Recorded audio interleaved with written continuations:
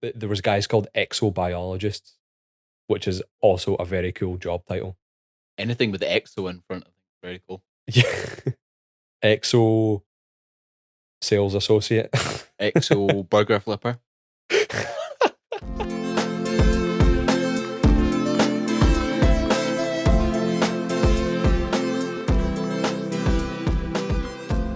Hi, and welcome back to the Idiots Anonymous podcast. We are two Scottish engineers that graduated during COVID. And I think that intro statement is getting a bit old now. Let's just not talk about COVID anymore. And this is the show where we take everyday life and make it a bit more complicated than it originally was, granting us the title of idiots. So my name's Ryan, and I'm an idiot. Hello, Ryan. Hello there. I'm an idiot because I got this humidifier for my room because I felt like my throat was getting really dry during the night. Like, cool, I'm just going to like humidify my room. And then my girlfriend was like, oh, did you put like essential oils in it just to like make it smell nice? And I was like, no, but that's a great idea. So I have like, you know those reed diffusers? It's just like the jar of scented oil and like you put the wooden sticks in it and it like goes up the sticks. So I was like, oh, that's like scented oil. So I poured some of that in the diffuser and left it on. And it was like so toxic. Like I had the worst migraine ever. I'm like, oh my God. I think I'm like giving myself neurological damage from the chemicals that's in this. Yeah, I think you need to get a specific type. You do, that can be like vaporized. Yeah, vaporized. Yeah. That's such a middle class problem. It's a first world problem, isn't it? Yeah. But yeah, that's I mean, it's still lockdown, so that's like the extent of like the shit that's happening at the moment. So yeah. You haven't been an idiot out in the real world. Well, my name's Rory, and I'm an idiot. Hello, Rory. So I'm an idiot this week because I suggested that we record the first episode back in season 2 the same day as an Old Firm game. So if you hear fireworks that we can't edit out, I would like to apologize sincerely because all day there's just been noise after noise after noise, especially where I live, fireworks constantly. So yeah, I maybe should have waited a week, but that's brutal. I didn't even think of that. Oh yeah, all day. It's been horrid. If you don't know what Old Firm is, it's Rangers versus Celtic in Glasgow. People get very hyped. I did hear a couple of weeks ago when Rangers won the league title, there was some like mad stuff going on in the city centre. People trashing the streets, trashing George Square. Mad stuff. The police contracted loads of COVID from dispersing the crowds. And this weekend, I think things have been okay. I don't know what you've experienced in Glasgow, but surprisingly okay. But plenty of fireworks. Lovely. Nice and festive, eh? Yeah. Just a little bit of spice to the audio, I think. Yeah. Anyway, hi everyone. As I said, welcome back. It's been a wee while, hasn't it, Roo? So it's nice to talk to you again. I think I've given you a bit of space. Yeah, I was going to say it's like the first time since we finished uni that we haven't talked like for a week. Because usually it was like every day either just doing this or wasting time. So I was like, oh, I haven't seen Ryan in a whole week. Yeah. If you follow us on Instagram, you'll know that we took a bit of a break to gather some feedback to try and make some positive changes coming into season 2. And if you don't follow us on Instagram, you can find us at Idiots Anonymous Pod, I think. I should know that. Yeah, Idiots Anonymous Pod. Type in Idiots Anonymous, you'll find us. It's like the same logo as that we've got on Spotify. So as I said, where we're trying to gather some feedback and we've got some great guest episodes planned coming up. So you'll be able to see some juicy behind the scenes content over there on the Instagram. But yeah, we've taken some stuff on board and we've got some really interesting people coming on the next few weeks. So very excited. Yeah, Rudy, how have you been? How's lockdown season 3 treating you? There's been a lot of character development this season, I think. But personally, for you? Yeah, I've decided I'm not going to waste time on date naps anymore because I was just matching with people and then just not saying anything because I'm like, there's nothing going on for me to mention and I can't even be bothered doing what I normally do and just like messaging random nonsense. Yeah, because it's like, where can it really go? It's like by matching with someone and talking to someone, you're sort of just committing to an endless conversation on Tinder until you're allowed to see people again. But I suppose you can go on walks, can't you? But that's a bit old now. Yeah, but only if they're in your council area. Only if they're within pretty close radius. I've decided I might just focus my efforts on, I don't know, work or something instead.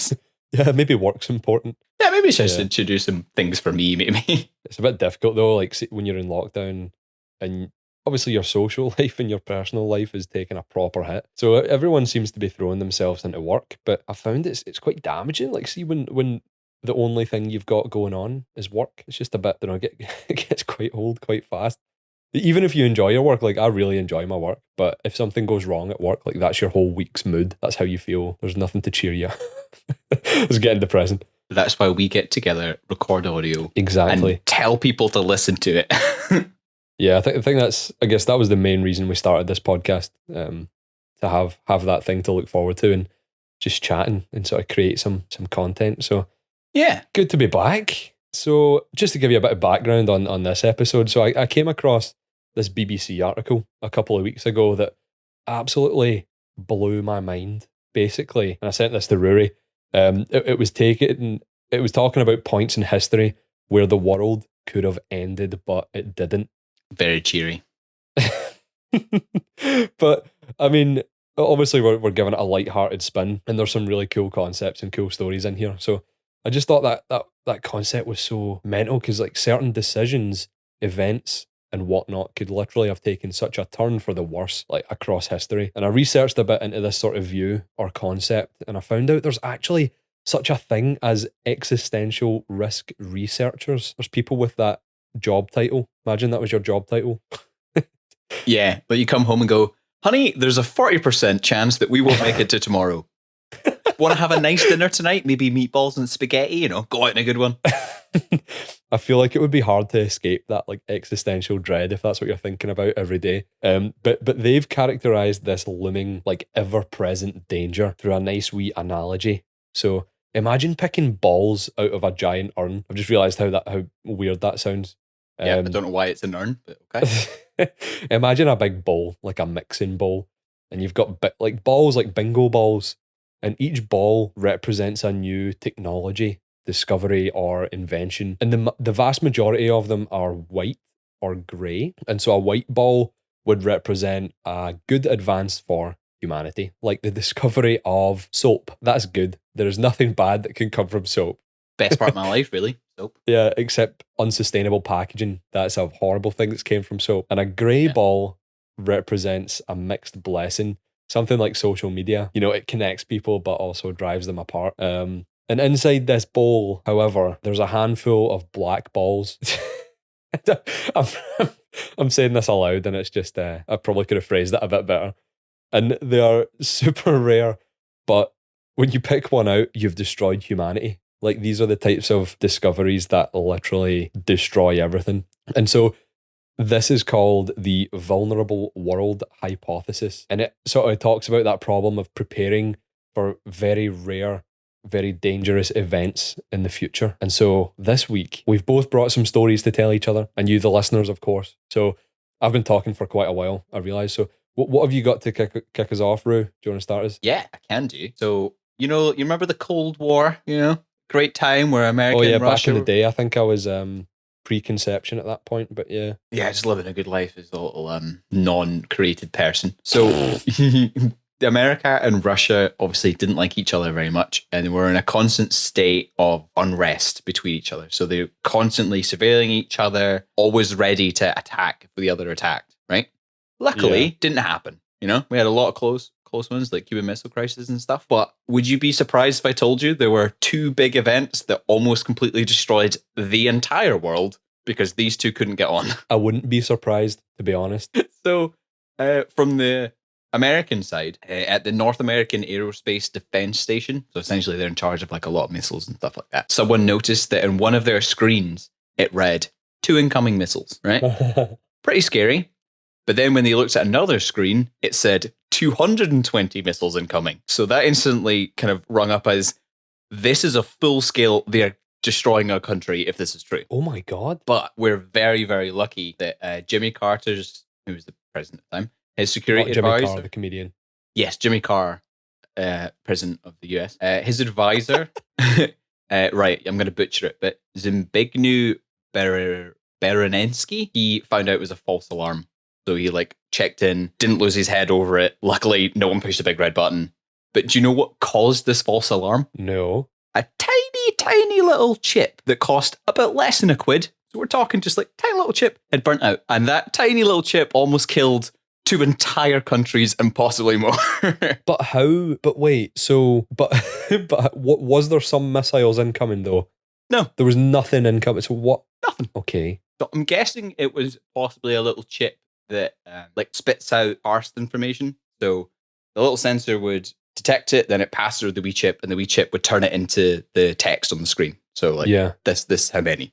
So when that burnt out, I think information was just feeding directly to something that caused those numbers to pop up. Okay. I see what you mean. But honestly, just a tiny little microchip used out, and that was it. Almost. I feel like if I was looking at that, if I was like a nuclear controls specialist or something, or like surveillance guy, and I saw like 220 incoming missiles, my first reaction would not be to like phone up my friend and be like, here mate, can you just double check if we've got 220 nuclear warheads coming towards the country? Can you go out on your porch and look up?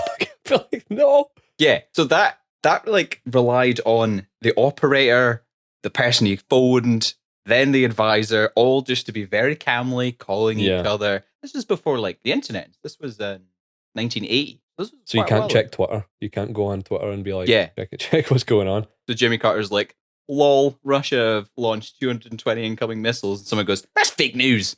Donald Trump would have done that, and we all would have gone, right, okay, bullshit. But back then, you're relying on just like someone being by the phone. Absolutely, yeah. So very cool. But the same thing roughly almost happened on the Russian side in 3 years later. So a satellite indicated that the US had launched 5 missiles at Russia. Yeah. And it was actually the president this time that went, that's not really right, is it? So it's Stanislav Petrov. So the Petrov incident. Yeah. Classic Petrov. He was a really cool guy. Classic Petrov. Absolute ledge. He kind of had in his head is like, if the US were going to attack, they would use more than 5 missiles. Why would they only use 5? Nonsense. So he went, that's fake. So actually what it was an experiment. They were experimenting themselves with the type of rocket, and the scanners had picked it up as if it was incoming. Oh. They were very close in that instance to firing back. So like both times the other thought the other was gonna fight them, and it could have just launched an incredibly devastating attack. Yeah. And I just don't think a country should have that power, if I'm completely honest. Absolutely not, mate. I'm just thinking, like, we were talking about chess earlier on, and incoming stupid conversation, but like when someone's coming for your queen in chess, you're like, well, I'm gonna fucking take your queen back, you know? It's like, even though you're dying, you're like, well, I'm gonna take you with me. Yeah. It's just mad that someone has the power to just press that button and do that. Yeah, that's some tense times. I would be really interested to speak to someone who maybe grew up in America during that tense period and ask them what it was like going through that, because I wonder if it was just like a in the back of your mind kind of thing, because I imagine there wasn't really a lot of media coverage as such. There was like, they're going to space, but we should go to space. Well, yeah, but there was all these tensions, and the moon landing project was like part of that tension. Like the reason they pushed the moon expedition so much in the US is because they wanted to increase public confidence in the government and like public perception. They wanted to like increase morale in the country, because like there's this ever looming threat of nuclear war. And that's during the time where most of the nuclear bunkers got built across the world. We did that episode on doomsday preppers. Mm-hmm. All those bunkers we were talking about were built during the Cold War because there was this constant threat like in your head. You're like, oh, I need to prepare for this. Yeah, you know? that's right, actually. Yeah, I wonder how many. It'd be cool to see like the sales figures of like a construction team that would build those bunkers. That would have been such a good company to have. Yeah. Yeah, just like a little graph of maybe a couple of people, maybe tons. Basically no one. There's actually a huge network of underground nuclear bunkers across the world, but they were all built during that time where the threat of nuclear war was pure like teetering on the edge. Like, this can really happen. But nowadays, when things are a bit more controlled and that tension has died down, you know, governments spent hundreds of millions of pounds and dollars making these things. So governments auction them off to private companies. Okay. So I should get stocks in nuclear bunkers. Yeah, exactly. Yeah, skip on GameStop, mate. You need to get in the nuclear stuff. Not the nuclear stuff, the nuclear protection stuff. Yeah, don't invest in nuclear. Don't invest in nuclear. You've been told now. That this is not financial advice. You think that's bad, Rory? Well, here's a banger for you. Tighten your socks and hold on to your seatbelt for this one, because I'm going to talk about another time that the world nearly ended. Do you remember the Manhattan Project? Do you know what that is? I believe, if I'm thinking of Watchmen, it's when a big blue man was created because he was inside of a nuclear experiment to make Mr. Manhattan, and then he blew up a bit of the Earth. That was a comic book and a movie. That's quite a mucked up movie. Yeah. But what was it in real life, Ryan? In real life, so I'm going to lead you through some notes that I've got here. So I found this unclassified research paper on the website of the Federation of American Scientists, and it was titled Ignition of the Atmosphere with Nuclear Bombs. Okay. And so this paper was published in 1945, and that relates to the Manhattan Project. And the Manhattan Project is the code name of the US program that created the first ever nuclear bombs during World War II. So it was. Yeah.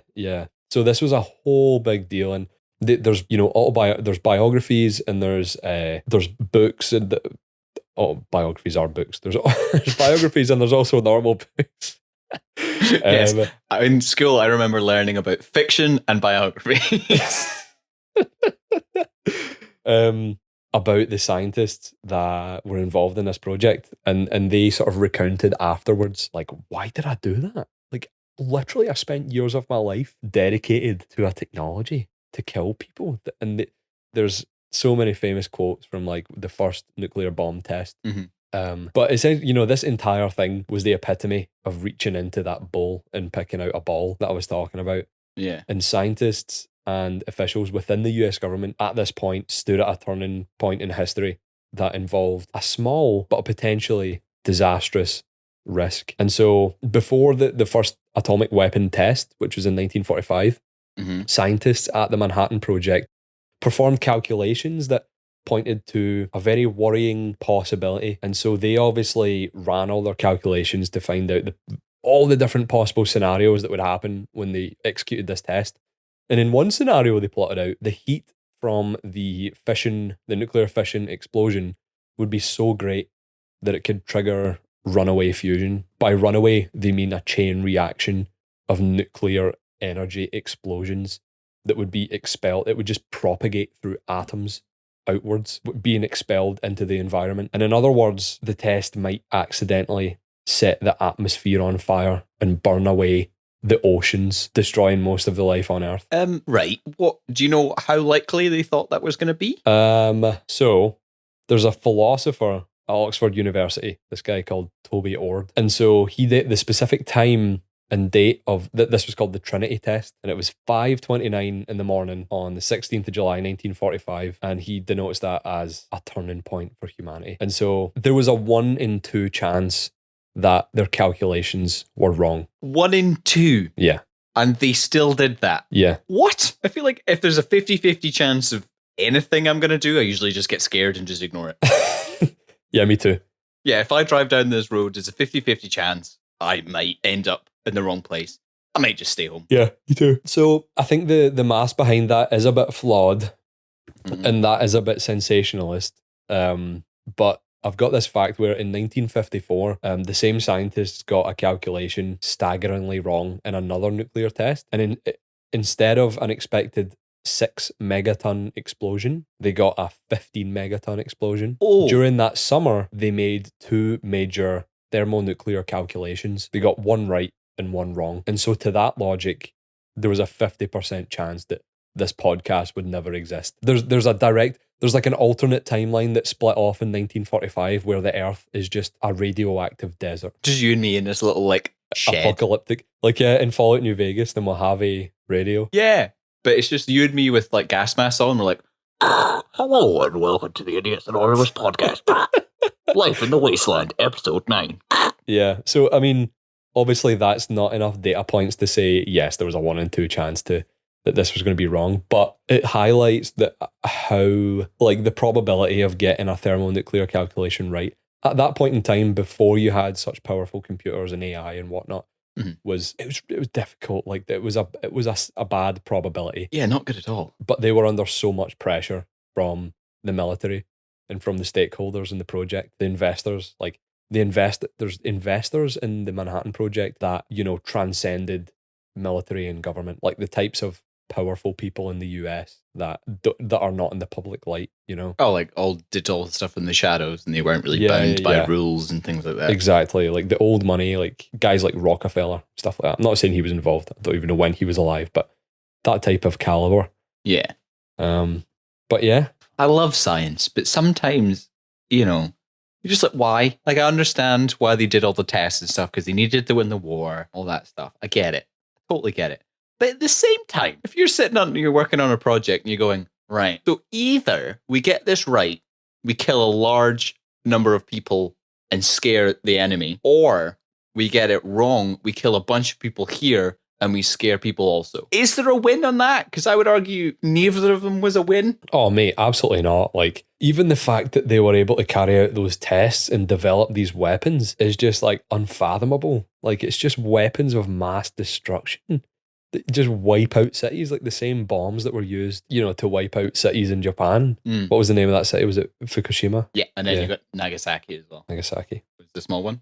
Like, am I right in saying that? I think it was Nagasaki, yeah. Yeah. Do you think if they hadn't developed nuclear bomb during that war, do you think they would have still gotten to that point? Yeah, I think so, because there's various other scientific applications of splitting atoms. Oh, yeah, energy generation and stuff like that.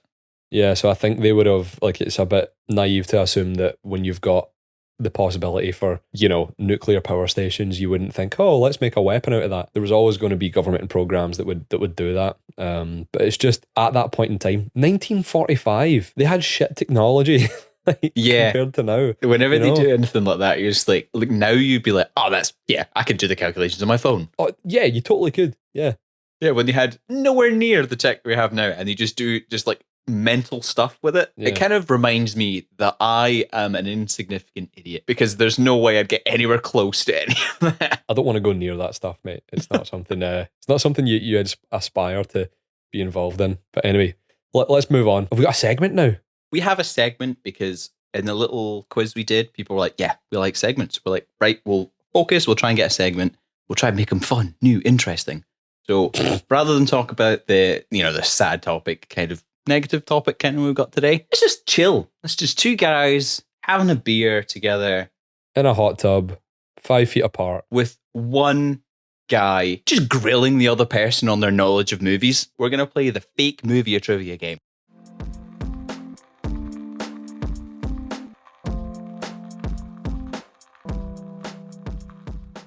So I'm going to read you some statements from some popular movie franchises. It's your job to tell me what was wrong about the statement I read. Okay.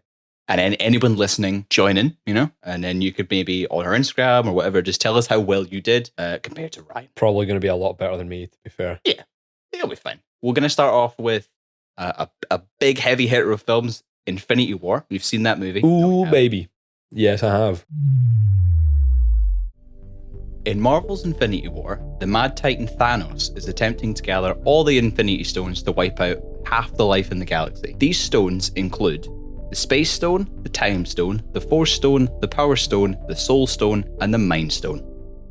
Okay. What was wrong? You've got an extra stone in there. Oh, it's about the stones, but I don't have an extra one. There's still there's a right amount. One of the stones is wrong. Mate, this is like way beyond my pay grade. I feel like this is the easy one. Mate, I don't memorize all the Infinity Stones.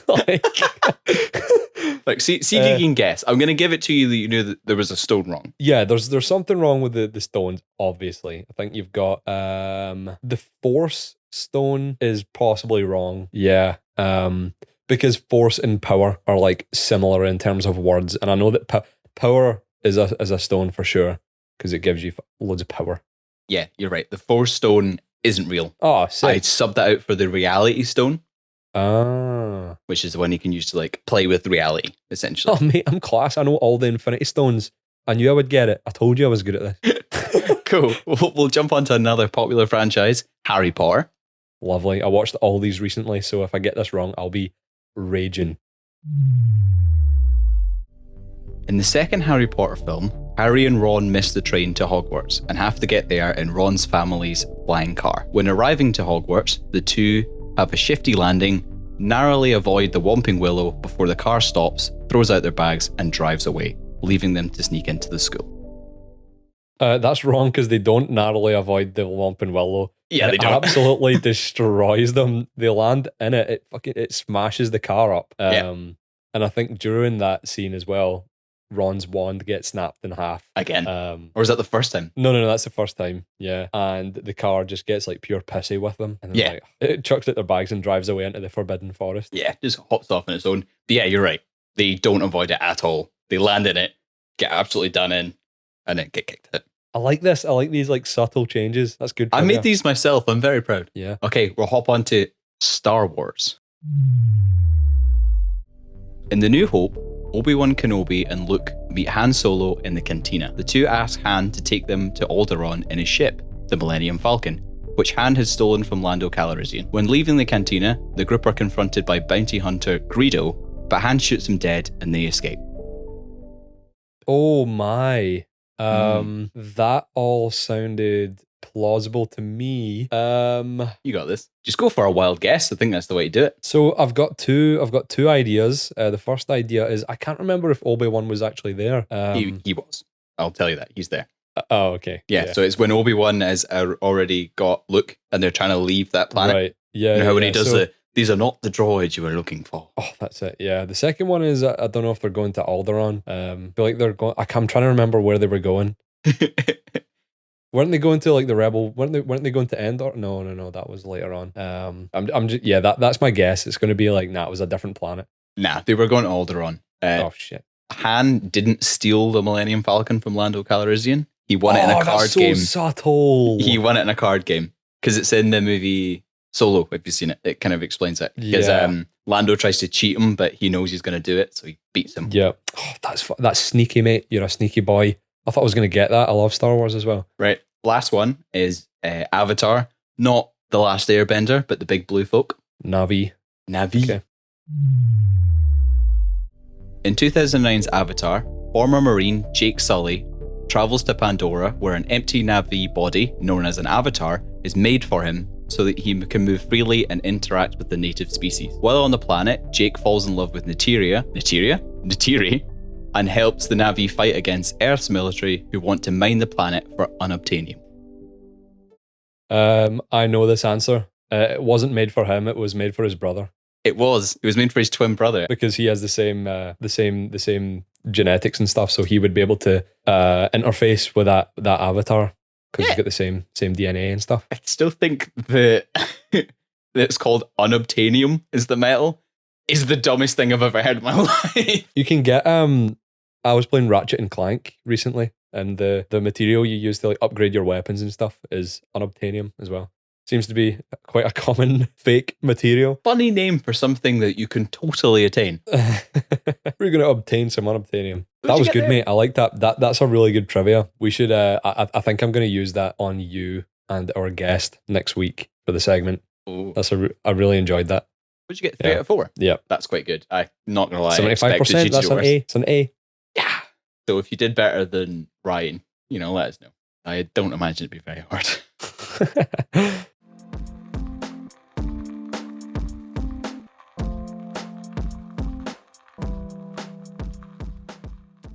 Anyway, I'm gonna tell you about something else, Rory, about the times the world almost ended. And this is a pivoting point where there was a probability of something very bad happening, but it didn't. So in the late 60s, NASA faced a decision that could have basically shaped the fate of all of our species on Earth, not just humans, like every living thing. And so after the Apollo 11 moon landings, the 3 astronauts were waiting to be picked up inside their capsule, floating in the Pacific Ocean, and they were hot and uncomfortable and sweaty after such a mad journey, obviously flying through the atmosphere, crashing into the water.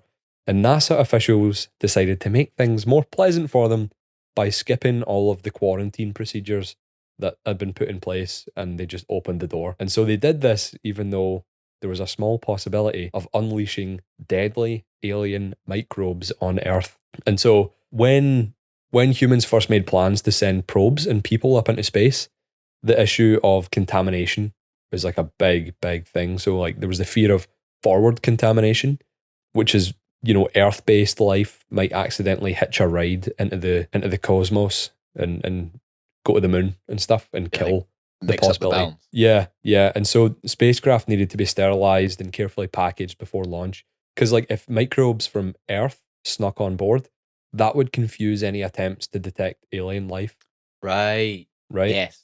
And if there were extraterrestrial organisms out there, we might end up inadvertently killing them with Earth-based bacteria or viruses, like the fate of the aliens in War of the Worlds. Sorry for the spoiler. Ooh, yeah. That's what happens. Yeah. I actually only saw that film for the first time last year. But the second concern was back contamination. And that's the idea that astronauts, rockets, and probes returning to Earth might bring back life that could prove catastrophic, either by outcompeting Earth organisms or something far worse, like consuming all of our oxygen on the planet. Yeah, that seems like the dumbest oversight. Yeah, imagine we were so lucky there. You've done the hard part. You managed to send someone out, do their mission, and come back safely. And you at the last minute go, nah, I'll be fine. We'll wing it. It's fine, just let them out. Like that's like the definition of like so close yet so far if that had gone poorly. It's like spending a year in lockdown and then you open up all the nightclubs at once and then kill loads of people with COVID. So close yet so far. Lovely. I do feel for the astronauts a wee bit. You know how if you've been on a plane for like a couple hours and you know how like they say, oh, don't all stand up at one time? Because you make it busy and stuff. So you're like sitting in your chair trying to be polite while other people go about and you're like, I don't stand up, my back is going to break. Yeah, you're like so agitated trying to get out. Yeah. It must be way worse if you're just like rocketing to Earth, getting shaken to the core. It's roasting hot. Everyone's complaining. You're all tired. I feel for them. But at the same time, why? I think there's like that balance, isn't there? Because imagine you are literally almost baking alive. Like you won't be able to survive much longer. You've, in this like basically microwave pod, you're in an oven, And so they're like, oh no, like for the safety of the astronauts, we need to open the door. But the risk that you pose to the rest of the Earth by doing that, it's like, come on. Yeah. Come on. I wonder how long they would have had to be in there. Yeah, it was. So here's some other information on it. So basically at the time, the probability of this happening was not high. But at the time, some people thought that the moon was likely to harbor life. Mm-hmm. But still the scenario had to be explored by NASA because the consequences were so severe. It's like when you're doing a risk assessment, things get like a probability rating and a severity rating. And if you multiply those together, you get the overall risk. So even though the probability is low, the severity sends it into the threshold where you have to come up with a mitigation strategy. Yeah. And this was all like, there was guys called exobiologists, which is also a very cool job title. Anything with the exo in front of it, very cool. Yeah. Exo sales associate. Exo burger flipper. So these were the guys and gals that put all these measures in place. So basically officials from the US Public Health Service argued for stricter measures than initially planned, twisting the space agency's arm by pointing out that they had the power to basically refuse border entry to contaminated astronauts. Obviously, they were crashed in the Pacific Ocean. And after congressional hearings, NASA agreed to install a very, very costly quarantine facility on the ship that was picking them up. And so it was also agreed that the lunar explorers would then spend 3 weeks in isolation before they could hug their families or shake the hand of the president, for example. And the original protocol said that they should stay inside the aircraft, but, NASA had second thoughts after, concerns about the astronauts' well-being, waiting inside that really hot space. They just decided to open the door and just chuck them on a raft and put them in a helicopter. So they didn't even get on the ship. They just got in a helicopter and went to shore. And they had biocontamination suits. But like as soon as they opened that capsule, the air inside flooded out. And yeah, you could have put those bacteria and stuff into the ocean. Like imagine the possibilities of what that could mean. I wonder if they've like come up with a filter mesh you could put on the door so the doors can come off, but there's still like a really, really fine mesh so stuff can't get out, but air can kind of pass it in it. Kind of like a mask, but for your ship. Because that would kind of make sense. So like something pops off to let air in, but you've got like a really harsh filter between the two. So you can cool, but you're not letting anything out. No, I don't know. I don't think that would work because any sort of filter that's letting something in has holes big enough to let particles out. Yeah, I guess it'd have to be if they were small enough to get out. Yeah, I guess. if it was like airborne, I don't know, spores or something, you know? Well, I'm not very bright then, am I? Well, you know, space is terrifying. You're right. Yes, baby. Anything from space is crazy. So if you thought microbes were scary, listen to this. So have you ever heard of a solar flare? Yes. So you've probably seen them in films or people have talked about them. So essentially, it's an intense burst of radiation coming from a release of magnetic energy that comes from the sun. So essentially, like really big kind of like blasts from the sun. And they can cause damage to anything, really. And the big thing is that they're electromagnetic. So anything with power can get destroyed, essentially. And we've had 2 big solar flares that could have really destroyed us, essentially. There was one in 1859. So that's also known as the Carrigan event. It's kind of a big code name. So it was a really, really powerful solar flare that actually did hit Earth. Oh. And it was bright enough that places where it was nighttime, they thought the day had started. Like everything lit up when it hit. And it destroyed telecommunication technology across the globe. So towers went down, whole stations got burnt out. Really? Yeah. But because it was 1859, there weren't really many of those. Yeah, there weren't much of the technology that it could destroy. Essentially. So as much as it did damage the Earth, it didn't really do a lot. If you can imagine now, if a solar flare hit powerful enough that wiped out all of our technology. Oh my God, man. Yes. So as like it happened that it could have ended us, but because we were so behind, or not behind, but we're so primitive compared to what we are now, that's what saved us. But there was another solar flare that could have done that to us in 2012. Okay. It was as big as the Carrigan event, like it was a powerful solar flare. But luckily, it missed us. So compared to where we were in terms of space, if it happened a week earlier, it would have hit us. And, oh my God. In the grand scheme of things, a week isn't that much, but it was close enough to Earth that it hit one of our satellites. They're called stereocraft. So there's 2 of them, and they're essentially there for like observation. So similar to like the Hubble telescope, but just not as powerful.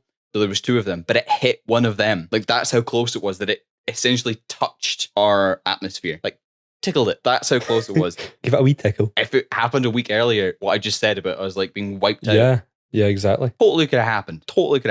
Oh, that's mind blowing, mate. We're all the conspiracy theorists that are chatting about 5G causing COVID, they would be absolutely buzzing because this solar flare would come in and just like wipe out all the 5G technology. They're like, yes. But then they'd be pure disappointed when COVID still exists. Imagine you sent like a risky text. And then a solar flare hits. You're like, thank God. Jesus. I don't have to say it was my cousin. But there's actually scientists who've been interviewed that have like witnessed that. Said there's a 12% chance that a flare could hit us in the next 10 years. So that's like from 2012. So, you know, it could come. 12% is a reasonable percentage. That is actually a reason. And also, like, if that percentage is, like, if that carries forward, that would mean that there is a 100% chance that it would hit us in the next 100 years. Yeah, if you keep carrying it. Like, solar flares aren't really like, they're like eruptions. Like, you can guess roughly it'll happen around this thing. Because they happen all the time, but it's just like, in terms of magnitude and direction. Yeah. You can go, I think probably from what we've seen, it might happen. But in reality, it could happen at any time. You could have one and then another one straight after it. Yeah. In reality. Just because of the randomness of the occurrence. So see if there was a solar flare coming about, right? Does it only fry things if they're switched on? That's a very good question. Because I'm imagining a scenario where we are, as a planet, we are plagued by solar flares that come like every year or something. So like every year we have to shut down the grid for like a period of like 2 weeks while a solar flare passes. So like similar to what they called? What are the bombs called that are electromagnetic? EMPs. EMPs, yeah. Yeah. So does an EMP destroy things that are turned off? I don't know if it does. Can it cause a surge if there's no power? Because the circuit would be closed, wouldn't it?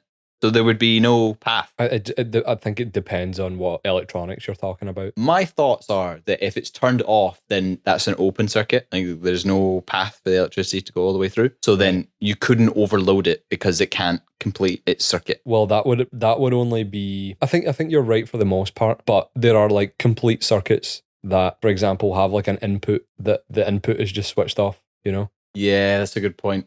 So like an open circuit would only be if there is like an actual physical switch there. Yeah. So I think possibly some things would survive. My Tamagotchi would survive. Yeah, like he'd still be, whinging at He's me to get fucking fed. still going, man. Yeah. I think, if one hits us, we're losing a lot of stuff. That's crazy, man. Have you seen Tribes of Europa on Netflix? I have not.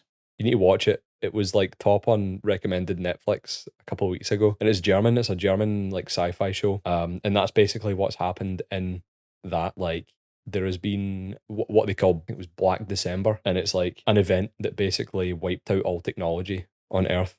So it's like sent them back into the primal ages, and there's all these different tribes in different countries in Europe who are fighting for control, and they're trying to figure out essentially what happened. Why did this happen? But a solar flare is like a really good explanation for that. I wonder how quickly you'd be able to get back to like where we are, because we rely on technology to further technology. Yeah, so I think that would probably depend on, like, we have backups of the data that we have as a society and as like a scientific community, right? Mm-hmm. And we have those just in the same way that we have like apocalypse bunkers for people.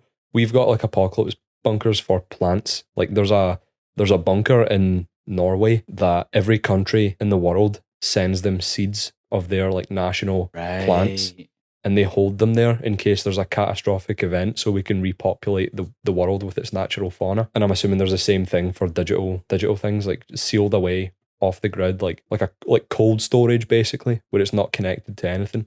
Right. But you would still not be able to, you wouldn't be able to make a microchip, because you'd have to go back to the point where you can build the tools that allow you to build a microchip. Right. So you'd like have to go back to make the things to allow you to make things further. Does that make sense? Like there's a point you can go back to, or you can start again from, which I don't believe is very at the beginning. But you can't make things unless you develop the technology again to then go back to the point where technology makes technology. If that makes any sense. It makes sense, but my brain is fried. Almost like I've just been attacked by a solar flare. We should let everyone's brain maybe just settle now, because I think we've reached time. Great. Yeah, that's time. Yeah. That's been fun, mate. Thank you so much. That was a good chat. I hope you have enjoyed. As I said, we've got some really cool guests coming up in the next couple of weeks, so stay tuned for that. You're going to really enjoy it. We've got a vast range of topics coming up. Yeah, very excited. So we'll be posting about stuff on our Insta, and go give us a follow. It's Anonymous Pod, and yeah, catch you next time. Yeah, thanks for listening. Bye. Bye.